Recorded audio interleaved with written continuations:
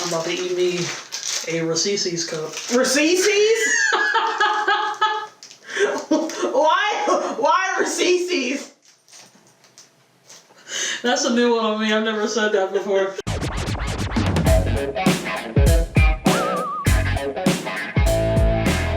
Trick or treat! I'm Charity. And I'm Sara. And welcome to Bobbleheads on the Dash. And yeah, it's time for candy and sweets and cavities. I was supposed to take that out before recording. So, on another note, let's just show the audience. Yes. So, Sara dropped off her flash drive to me last night, and so I wanted to make sure she got it, and I didn't want to forget it, so I stuck it in the candy bag as a prop, and I meant to take it out. And that's funny. So, trick or treat, you can get candy or flash drives with documentary footage on it. Yeah, all the sugar and all the gigs.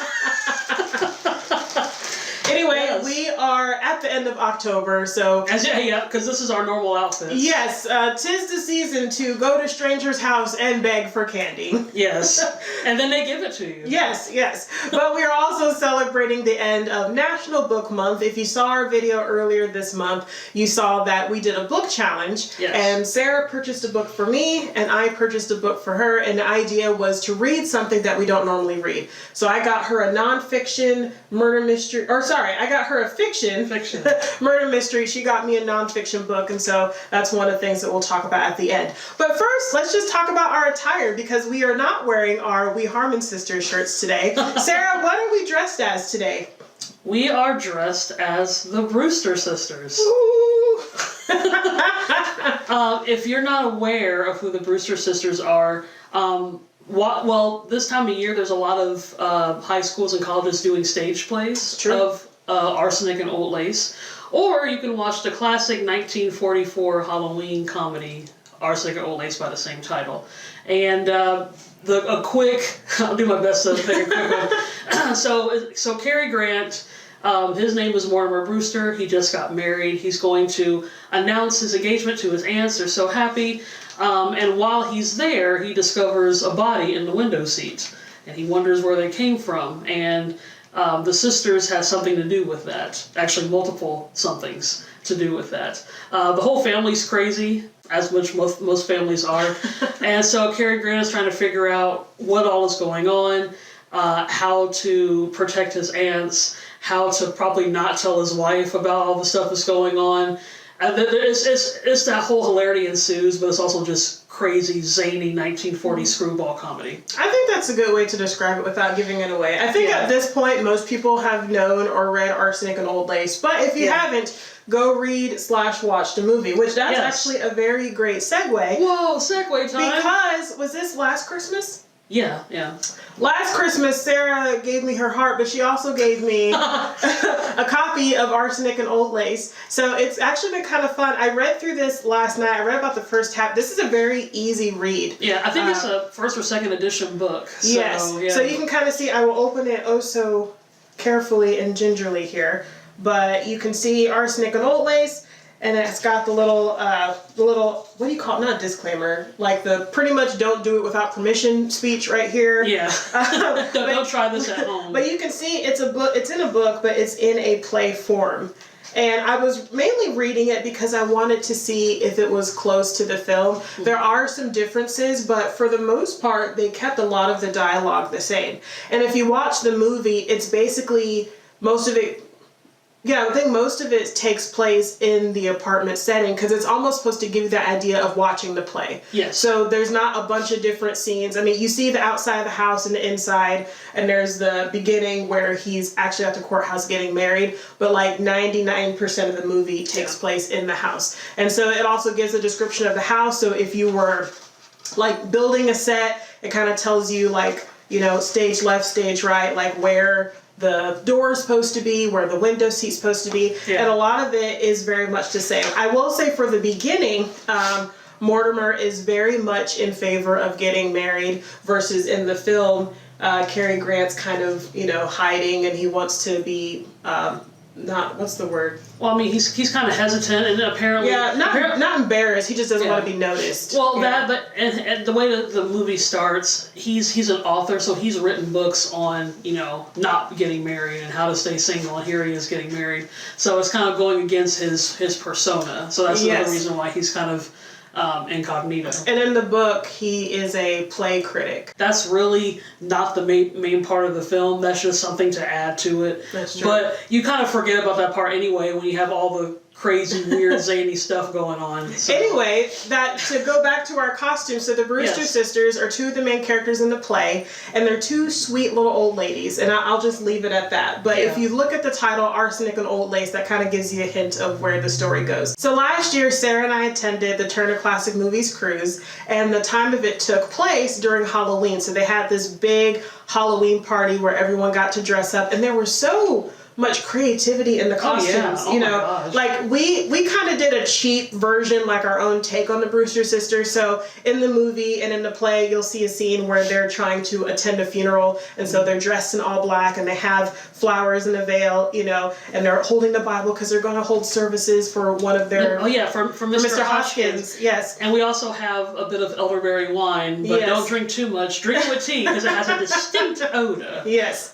But we also had a small suitcase because we didn't want to pay for extra suitcases, and so we were like, okay, what could we dress up as for Halloween that takes a minimum amount of space and that doesn't take a lot of money? Because for us, it took us about 1.5 years to save up to actually get on the boat, let alone try to buy a new costume and all of that. So this is just our kind of low-key take on the Brewster sisters. And we're sisters anyway, so it kind of worked out perfectly that this costume was for us. Another part of our costume, we had name tags too, that way in case anybody was confused as to who we are. Actually, I still have mine from last year. Sarah can't find hers, but I am Abby Brewster, Sarah was Martha. And you can tell because I'm wearing a necklace that is supposed to hide a scar. Yes. That Martha has. So this is the most that I've dressed up as a fully grown adult with the gloves and, actually Charity found this flower veil was at Marshall's. This was at Marshall's, I got the last 2 crowns. It worked out, It was, and I was like,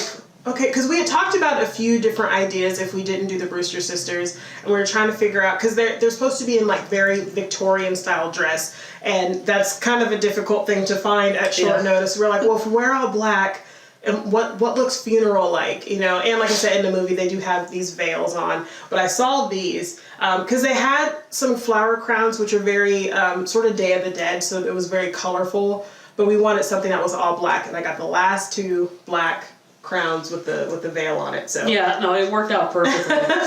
But like I said, this is the most I've dressed up as an adult, and I was looking at myself in the mirror. And, the flowers might be a bit much, but the overall vibe, I think I can probably pull this off. Like, I've always liked wearing a choke. I think it looks better than a necklace, to be honest. I've always liked the way that looks, and the makeup and the gloves, like, on occasion, I think I can do this. just for, grins and giggles. I love the look of a choker necklace, but I don't like things touching my neck. So if I wore a choker, I'd be like... like hands, for example. Yeah, like the thought of something touching, like I can even feel it right now. There's nothing touching my neck right now, and it would drive me nuts. So I'll let Sarah wear it and have all of the... Anyway, but we are celebrating the end of National Book Month. We did talk a little bit about Arsenic and Old Lace. Actually, I was going to read some of the... where did it go? What, the introduction? Yeah, let's see. This may not even be funny. It was funny to me last night, but... Let's hear it. Let's see. Arsenic and Old Lace is the sole property of the producers and the author and is fully protected by copyright. It may not be acted either by professionals or amateurs, so no, church plays or anything, without the payment of a royalty. Public readings and radio broadcasting are likewise forbidden. All inquiries concerning rights should be addressed to the producers, Howard Lindsay and Russell Cruz, Empire Theater Building, etc., etc. The non-professional acting rights of Arsenic and Old Lace are controlled exclusively by the Dramatic Play Service East 39th Street, whose permission in writing no performance it may be made. Anyway, I thought it was funny that it was like you can't do professional or amateur recordings of this. So even if you're just doing a play with your friends, that's still illegal. So 1941 hounds will probably get after us for even reading that disclaimer from that book. So now that we have talked about the books really quick, going back to the candy. So that's the important thing about Halloween. It's that candy. Going back to the candy, sans USB.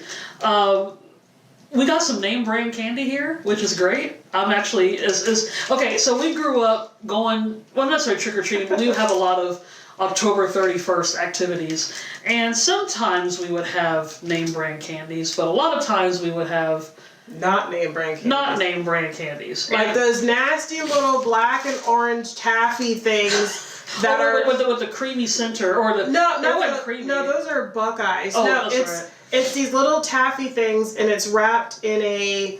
It almost feels like contact paper. It's like an orange. Yeah. There's an orange wrapper and a black wrapper, and the candy is like a tan color. It's not even like a pretty. It's like I'm not quite sure what it is because the wrappers. Nobody knows what it is. They're nondescript because there was no writing on the or at least on the orange and black. Not what I remember. I don't even think I've seen them in stores. They just appear. Like, you go trick-or-treating, or you go to a harvest party, or trunk-or-treat, or whatever your family does, and someone gives you a handful of those, because they're trying to get rid of it, and Tootsie Rolls, or the flavored Tootsie Rolls. I like some of the flavored Tootsie Rolls. They're hard.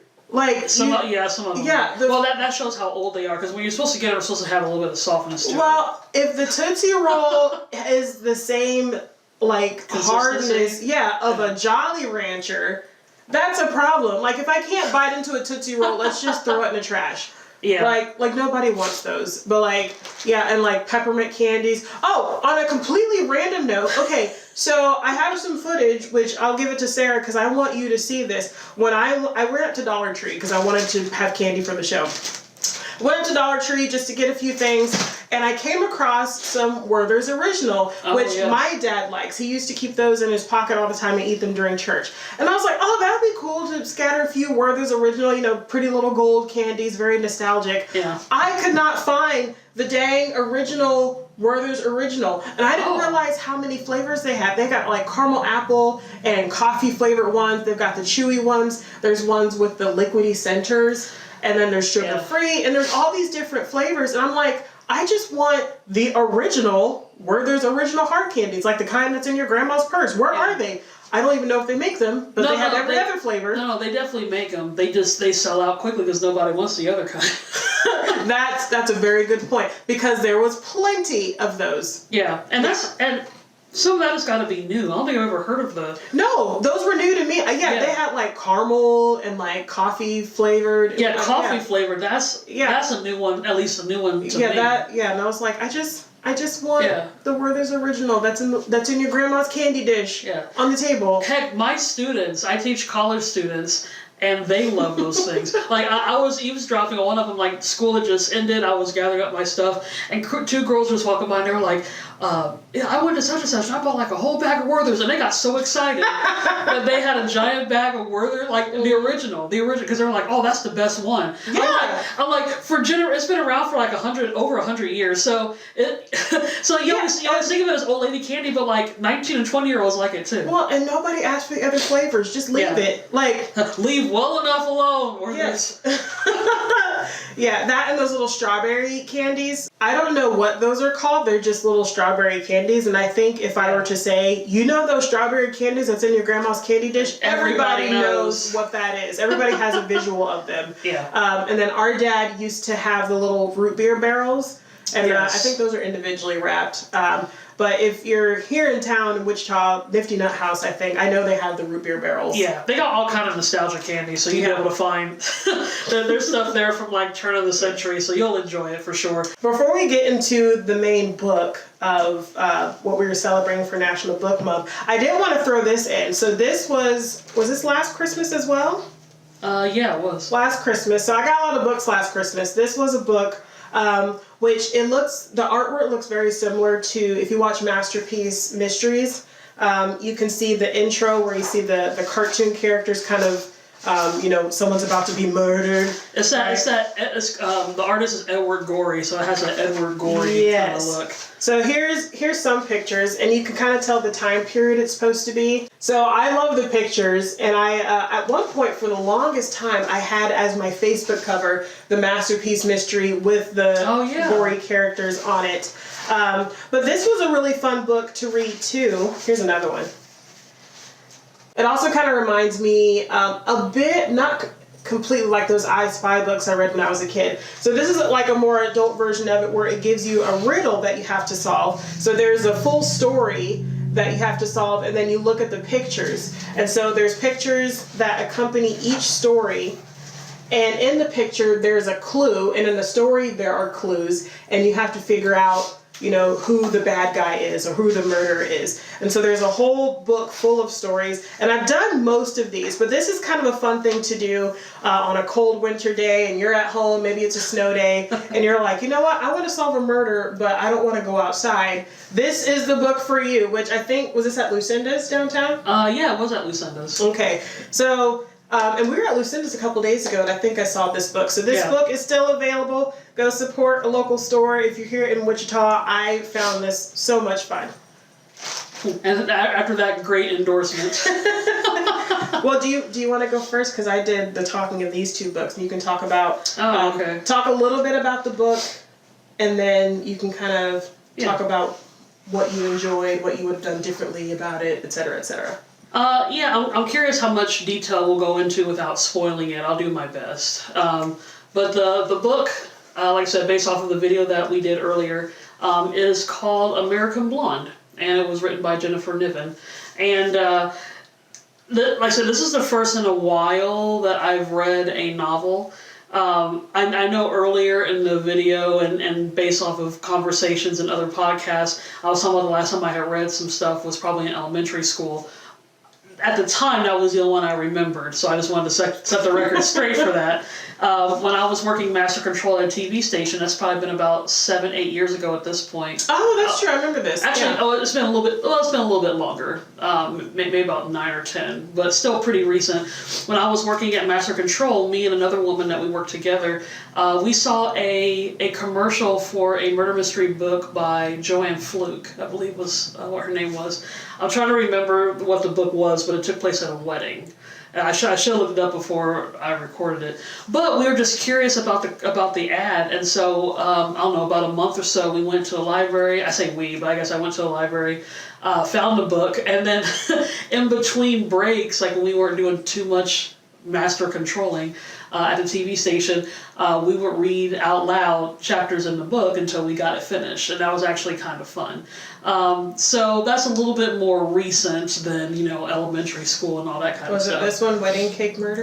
I think that was it. Okay. So Wedding Cake Murder is the title of the book. Yeah, so someone had made a little commercial about it that we aired on the TV station, and that kind of aroused our curiosity, and then we decided to check out the book. So again, we got to read that one out loud until we got to the end, which is kind of what I did with this book. So a lot of it I read on my own, but after a while, my mom and I kind of read it out loud to each other. Which, that was a surprise to me. I was not expecting my mom to get in on the story time. Well, I think she was also kind of helping with the reading as well, but it was actually kind of nice us kind of going back and forth, just because I feel like you might pay attention a little bit more having someone read to you. It's kind of a throwback to childhood as well. So we both did it. What's kind of interesting about this book is that it does talk about Velvet Jean Hart, who is a recurring character in these books. So it takes place during World War II. She is she was a war spy during World War II, and so the way this book starts, the war is over. Her and her brother that were in the war, they come back to New York, and if you've seen all the old footage, when all the soldiers come back and there's a big party, you have the famous painting of the sailor kissing the nurse and all that kind of stuff. So it was around that time. That's a photograph. Or photograph, I say. Well, I mean, there's footage there's of too, but... but She was in a newsreel, and she was, talking about, it's great to be back. And I guess because she was in that newsreel, they were like, oh, we should make her a star. A famous war hero is also going to be the new rising actress. And so she ends up going to Hollywood.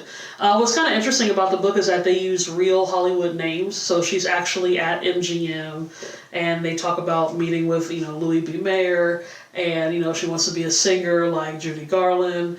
And she's in dressing rooms that belong to like Esther Williams, Lana Turner. So you're hearing a lot of name dropping of classic movie stars. So of course you have your regular characters in the book that Jennifer Niven created, but most of them they're actually interacting with actual people of the time period. So I thought that was kind of cool. Again, we got a bit of Louis B. Mayer. They make mention of Clark Gable, all that kind of stuff. The one that was kind of fun was that my mom, when she was reading part of it, she was trying to pronounce a word. And I realized well, it wasn't. Well, it's a word you don't hear often. Because she was like, begin the, and I was like, oh, begin the begin. It was a song that was in the Broadway melody in 1940 with Fred Astaire and Eleanor Powell. So it shows us that time period. But it's funny because as she was reading certain Hollywood things, stuff that she wasn't sure about, I was like, oh yeah, it was it was from this movie, or it was from that. So I guess I got to show off some Hollywood knowledge to my mom. As well as just having that. So, and then you have the typical love triangle going on. She's in love with one of the guys in the studio, but also someone from her hometown. So it's like, oh no, will they, won't they? The typical that you expect from that. And so what ends up happening is when she gets to Hollywood, she ends up meeting with an old war friend that goes by the nickname of Mudge. And so she stays at her house, helps her get all beautified, starlit and stuff. And then they go to a fancy house to play a game, and then a murder is committed. Yeah, the shock on the face. So Velvet Jean, who is given the Hollywood name Kit Rogers, she has to help solve the murder while also trying to shoot a film. And so it's kind of an interesting mix of adding the real, the real world of Hollywood and corruption, and at least reading that, some of the stuff, like the murder stuff, is based off of real events that happened during that time period, and so kind of interweaving. So the author did her research in order to create the atmosphere for that time period. Yeah, and apparently, as a little girl, she met Gene Kelly. I'm not jealous about that at all. The author or the character? No, the author. When I guess her mom knew a lot of the stars, and she got to meet Gene Kelly. Oh, that's kind of cool. When she was like 10 or something. Was there a chunk in the back where it said about the author? Is that? Yeah. It was kind of talking about how she fell in love with classic films and stuff, and. That would convince me. If I was to meet Gene Kelly, I would be like, oh yeah, I want to see movies with that guy in it. So she kind of gives a little backstory as to how she got into old movies, and so the movie, or I guess the book, is more of a homage to that. But again, showing the glamorous side of Hollywood, but also the corrupted side of Hollywood. So did she solve the murder? You'll have to read the book and find out. Okay, so out of 10, with 10 being great and 1 being, oh my gosh, why did she write this book? Where would you rate the book? Ooh, rating. I'll probably give it. I'll say an 8 out of 10. Oh, that's pretty high. I think, and this is just me, I felt like maybe the story could have been introduced a little bit earlier. I think there was a lot of build up at the beginning, and I think maybe that could have been shortened a little bit. Because there was at a point where I was like, let's get to the murder, So in my opinion, maybe it could be a little bit shorter, maybe get to the story quicker, but overall, it was very descriptive, and again, since they made reference to real Hollywood people, I had a pretty good visualization as to what they were talking about, especially they made specific references to things. So I'm like, okay, so especially like with the Broadway melody in 1940. So I know they were definitely referencing the 40s and musicals, Fred Astaire and all that. So yeah, because you have to talk about classic films as well as World War II. So that's two different things, sides of history. I mean, same time period, but you have to talk about like glamorous Hollywood, and then she just came from being a war spy. Yeah. And so you have to have accuracy in that. Yeah. So, and for me, I will say I found the ending satisfactory. I will say that as well. That's a big deal for Sara reading a fiction book. I'm happy with that review. Yeah, because there was one moment I was going to be like, oh no, it's going to be the typical little trope, and it kind of read like it was going to be, and then it kind of changed a bit. So I was like, okay. Twist at the end. Classic author move. Yeah. So like I said, overall, I'm very satisfied with the book. Like I said, I can't say it was a big jump, but again, I seldom read fiction. I like to write fiction based off of nonfiction research, but fiction is something I haven't really read as often as others. So would you read another fiction book? Oh, well, yeah. Like if that were a series, would you read another book in the series about? Oh, in the series? Or would you pick a different book, a different genre? That's a good question. I would probably, I don't know about different genre though. So you would stick with mysteries, it sounds like. I guess I probably would. I guess when it comes to fiction books, the only fiction I've really read on the regular has been mysteries. You know, even like Boxcar Children. And even the Joanne Fluke book I was talking about, that was a mystery.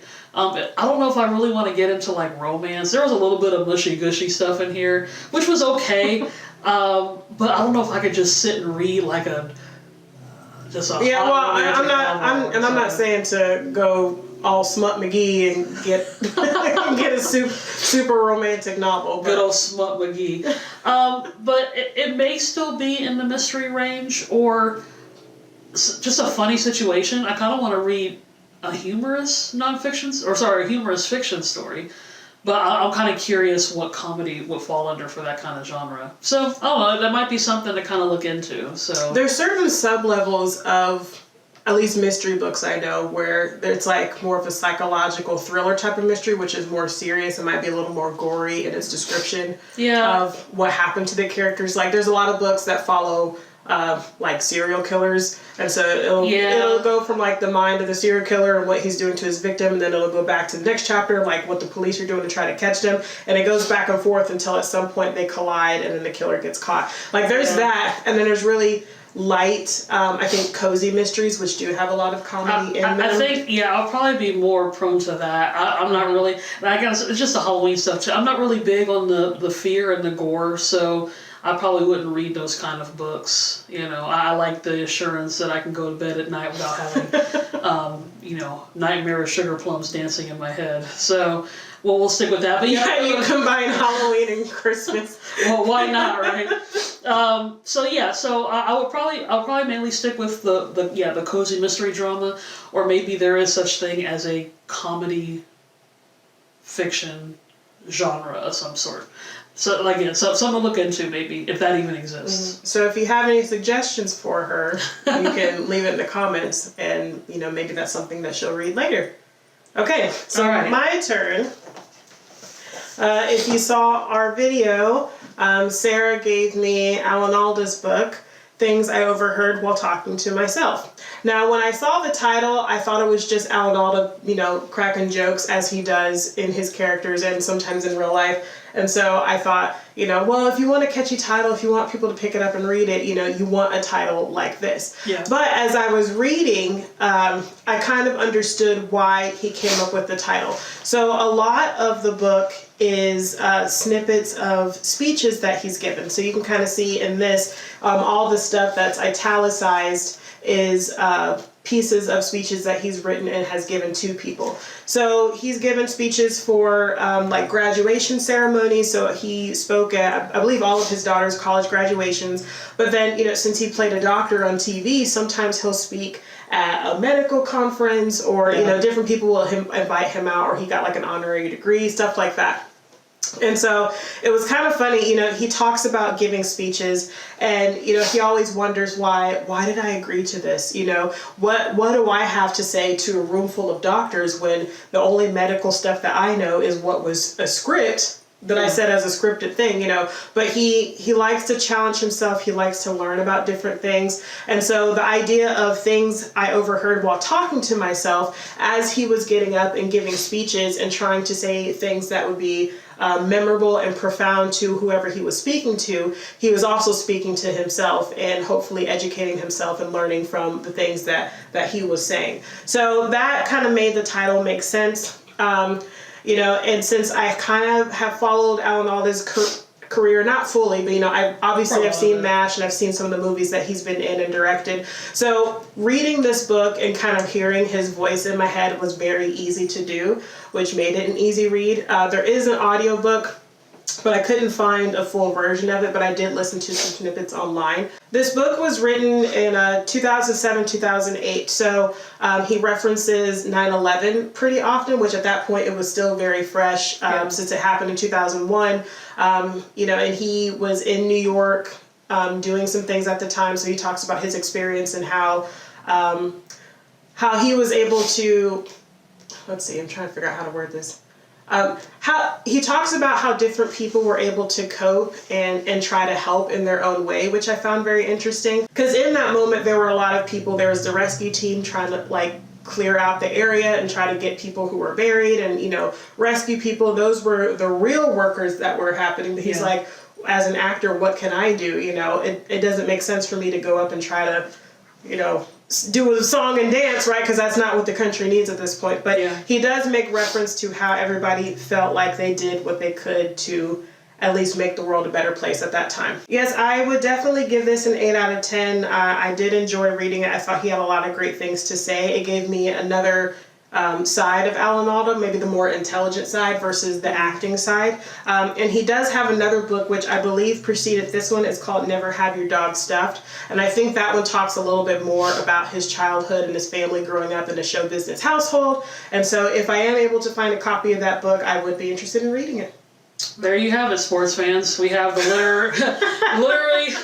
literary critiques of the Harmon sisters. Should this be the moment where we re-swap? Where you give me the book and then I'll take that, or do you want to keep it in this original hands as you have before? I don't know. Now I'm kind of attached to it. That's fine. I mean, it's more for you to read, so I figured I wasn't sure if it would be like, well, now that I finished that one, I do want to read that, but I don't want to give you mine. So what we have here. So what we have here is that she's gonna read both simultaneously. She's gonna have this one open, and then have that one open. Never have your American Blonde stuffed. Ew. I am interested in reading this though, but I do want to keep this copy for myself. Okay. So I'll get that from you later. We'll handle this later. I will say I'm sad I couldn't find any more of the holiday Reese's. Small soapbox before we end. Holiday Reese's are top tier. Regular Reese's are so sad now because for one thing, I think they taste different, but two, there's more peanut butter in the holiday Reese's. So you got the hearts at Valentine's Day, you've got the pumpkins for Halloween, you got the Christmas trees, the Easter eggs. Yeah, all of those, they're bigger, they're thicker, they're a little bit fluffier, softer, and the ratio to peanut butter to chocolate is different in a holiday Reese's versus just a regular Reese's. Now, I'm still going to eat this, obviously, but it's not going to taste the same as a holiday pumpkin. So if there's any more left in the store, save them for me because I'm coming. But in the meantime, however you celebrate the holiday, whether it's trick or treat or trunk or treat or harvest parties or hallelujah night or whatever you do. Whatever it is, eat the candy, get all the discounted ones, and save some for us. Yeah, and if we can boycott, let's band together and get rid of those waxy, taffy, black and orange things. If nobody buys them anymore, maybe they'll stop selling it. And that is my message, and I approve this message for Halloween from Bobbleheads on the Dash. Thank you and good night.